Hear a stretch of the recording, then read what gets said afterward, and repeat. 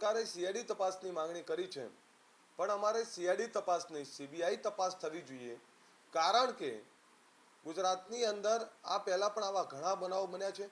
આવનારા સમયની અંદર આવા બનાવો ના બને એના માટે સરકારે કટિબદ્ધ થવું પડશે.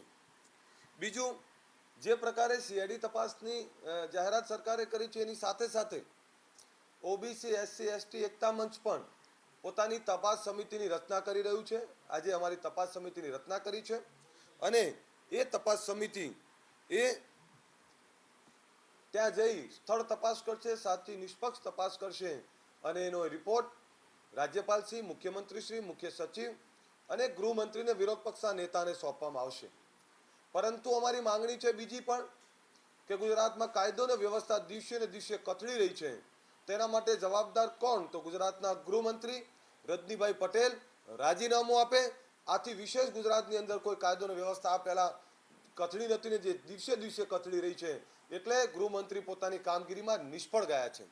બીજી બાજુ સામાજિક ન્યાય અને અધિકારિતા મંત્રી, ગુજરાતમાં સામાજિક અસમાનતા ઊભી થઈ છે અને આ મંત્રીની જવાબદારી છે કે આ તમામ વર્ગને સામાજિક ન્યાય અને સમાનતા આપવાનો એક પ્રયાસ કરે, પરંતુ એ પણ પોતાની કામગીરીમાં રમણભાઈ વોરા મંત્રીશ્રી નિષ્ફળ ગયા છે. એટલે અમારી માંગણી છે કે રજનીભાઈ પટેલ અને રમણભાઈ વોરા તાત્કાલિક ધોરણે પોતાની નૈતિક જવાબદારી સ્વીકારી અને રાજીનામું આપે.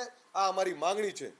અને અત્યારે જે પ્રમાણે ગુજરાતની અંદર રાજકીય પાર્ટીઓ મુલાકાત લઈ રહી છે, રાજકીય પાર્ટીઓ આવી રહી છે, દિલ્હીથી પણ આવી રહ્યા છે, એટલે રાજકીય પાર્ટીઓમાં આ પહેલા ક્યારેય ઓબીસી એસસી એસટી કે મારા દલિત ભાઈઓ માટે ચિંતા નથી દેખાણી. તમામ લોકો રાજકીય અખાડો બની ગયો હોય એમ આજે દિલ્હીથી પણ નેતાઓ આવી રહ્યા છે. આ પહેલા આ નેતાઓ ક્યાં ગયા હતા? ગુજરાતની અંદર 205 દલિતોની હત્યા કરવામાં આવી, 55 બહેનો ઉપર બળાત્કાર કરવામાં આવ્યા અને 1102 પરિવારો ઉપર અમાનુષી અત્યાચાર 2001 થી 2012 સુધી કરવામાં આવ્યો. તો આ પહેલા આ લોકો ક્યાં ગયા હતા? થાનગઢની અંદર જે પ્રમાણે મારા 2 દલિત ભાઈઓને મારી નાખવામાં આવ્યા, તો આ લોકોને ચાર્જશીટ ના થાય અને સી સમરી ભરી અને ગુનેગારોને છોડી દેવામાં આવે, આવી પ્રકારની ઘટના બની ત્યારે ક્યાં ગયા હતા?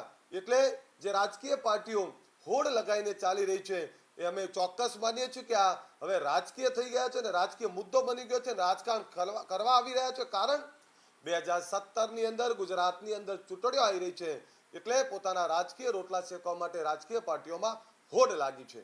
પરંતુ થાનગઢ જેવી બનાવ અને એવી ખોટી તપાસો બીજી વાર ના થાય એના માટે ઓબીસી એસસી એસટી એકતા મંચ અમે અમારી પોતાની તપાસ સમિતિની આજે રચના કરી રહ્યા છીએ અને આ તપાસ સમિતિ 23 તારીખે અને એ તપાસ સમિતિની સાથે હું પણ 23 તારીખે આ પીડિત લોકોની મુલાકાત માટે જવાનો છું અને 23 તારીખે આ તપાસ સમિતિ એ સતત 10 થી 15 દિવસ સુધી નિષ્પક્ષ તપાસ કરશે અને તપાસ રિપોર્ટ મુખ્યમંત્રીશ્રી, ગૃહમંત્રી, વિરોધ પક્ષના નેતા, મુખ્ય સચિવ આ તમામ લોકોને આ રિપોર્ટ સોંપશે અને સીઆઈડીના રિપોર્ટની પહેલા એમની સાથે જ આવો એક રિપોર્ટ પણ અમે સોંપી રહ્યા છીએ અને અમારો આશય એ છે કે જે પ્રમાણે થાનગઢની અંદર લોકો છૂટી ગયા એવું ઉનાની અંદર ના થાય એની પણ એક માંગણી કરી રહ્યા છીએ.